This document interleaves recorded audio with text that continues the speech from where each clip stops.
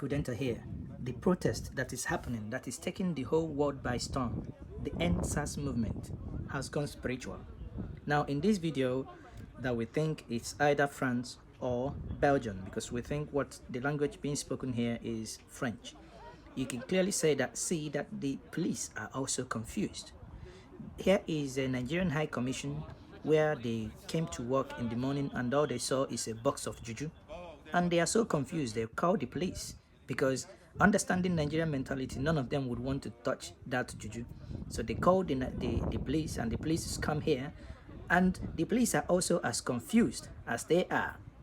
It tells you that Nigerians are tired, that they are no longer fighting it on their own. They are fighting it by every means necessary. They've gone spiritual.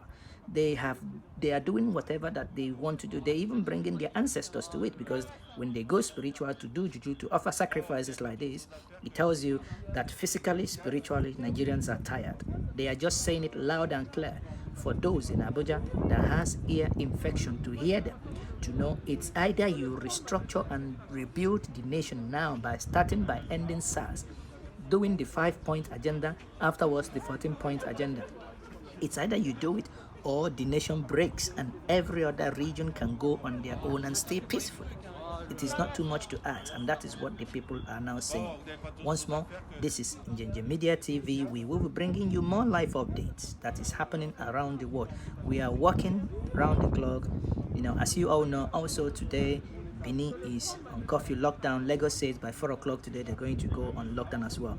Let us see what is going to happen. But we say the people must remain resolute, non-violent. Just keep it peaceful.